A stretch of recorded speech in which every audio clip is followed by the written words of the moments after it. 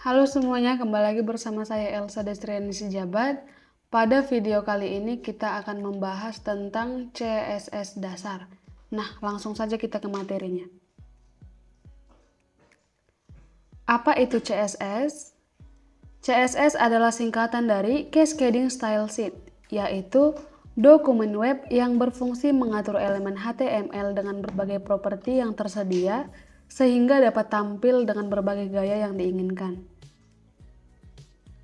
Cara penulisan CSS yang pertama ada CSS inline. CSS inline yaitu menuliskan CSS dengan menggunakan atribut style yang langsung dituliskan di dalam tag HTML. Yang kedua ada CSS internal. CSS internal yaitu penulisan CSS menggunakan tag style buka dan tag style tutup yang ditulis di dalam elemen tag head buka dan tag head tutup. Yang ketiga ada CSS eksternal. CSS eksternal yaitu penulisan CSS di mana skrip CSS disimpan dalam file tersendiri dengan ekstensi untuk menghubungkan file HTML dan file CSS. File CSS dipanggil dalam elemen head buka, tag head buka, dan tag head tutup pada file HTML. Nah, yang selanjutnya ada selektor CSS. Selektor CSS adalah sebuah kata yang digunakan untuk memilih elemen HTML tertentu yang akan dimodifikasi dengan skrip CSS. Secara garis besar, ada 3 macam selektor dalam penulisan CSS, yaitu yang pertama ada selektor tag. Selektor tag yaitu selektor dengan menyebutkan secara langsung nama tag HTML yang ingin diatur dengan CSS. Yang kedua, ada selektor kelas. Selektor kelas yaitu selektor dengan menyebutkan nama kelas dari suatu tag yang ingin dimodifikasi dengan CSS. Yang ketiga, ada selektor ID. Selektor ID yaitu penulisan selektor dengan menuliskan nama ID dari elemen HTML yang akan dimodifikasi dengan CSS. Yang berikutnya kita masuk ke properti CSS. Nah, di dalam properti CSS ini ada yang namanya box model. Box model merupakan sebuah konsep di mana setiap elemen pada halaman website dianggap layaknya sebagai sebuah box atau kotak. Box ini yang kemudian membangun struktur desain dan layout dari sebuah website. Bagian dari box model ini yang pertama ada height dan width. Properti height menentukan tinggi box, sedangkan width menentukan lebar box. Jika memberi background pada tag div buka dengan CSS, biasanya background tidak akan tampil jika belum mengatur lebar dan tinggi box dengan properti ini. Nilai dari properti ini berupa angka dengan satuan biasanya px atau persen. Yang selanjutnya ada margin dan padding.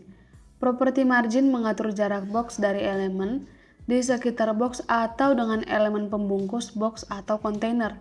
Sedangkan padding mengatur jarak box dengan konten yang berbeda yang berada di dalamnya. Yang selanjutnya bagian dari properti CSS ada yang namanya font.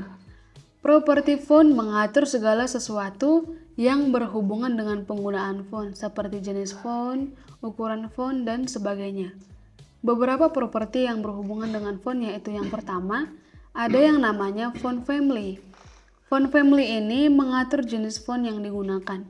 Dapat diisi dengan nama grup font yang terdiri dari serif, sans serif, dan monospace.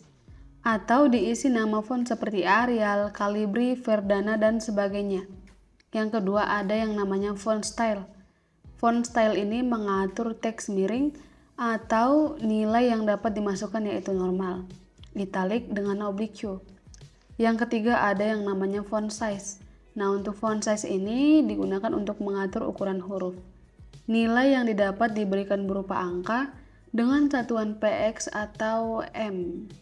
Yang keempat ada yang namanya font weight. Font weight ini mengatur teks tebal atau tidak. Nilai yang dapat diberikan normal dan bold.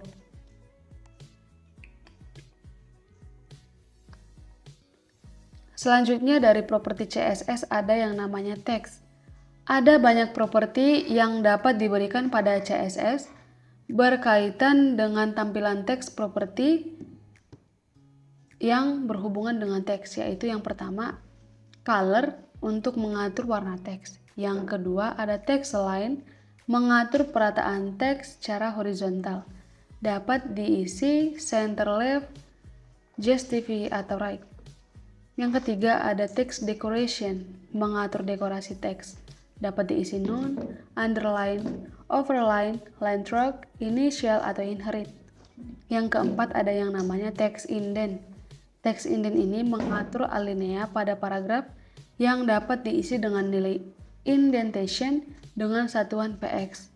Dapat juga diisi initial atau inherit.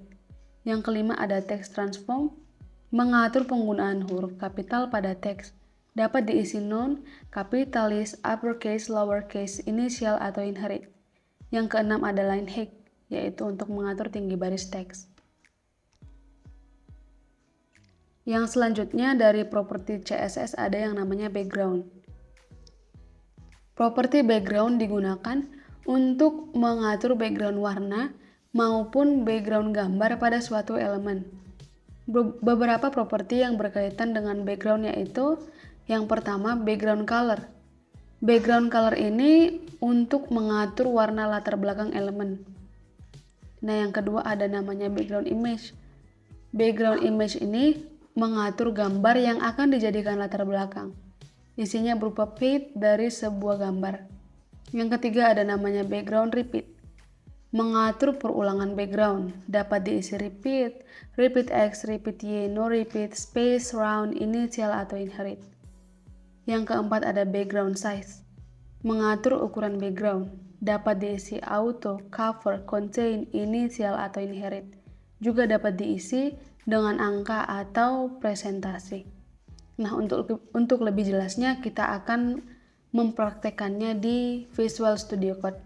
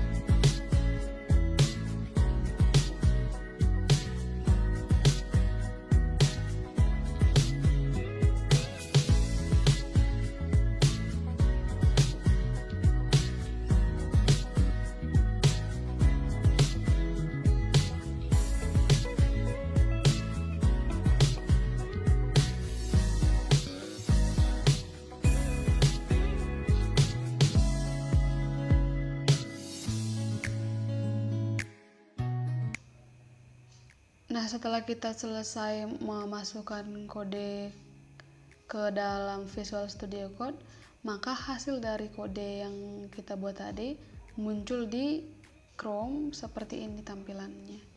Oke, sekian dulu video kita kali ini. Saya ucapkan terima kasih.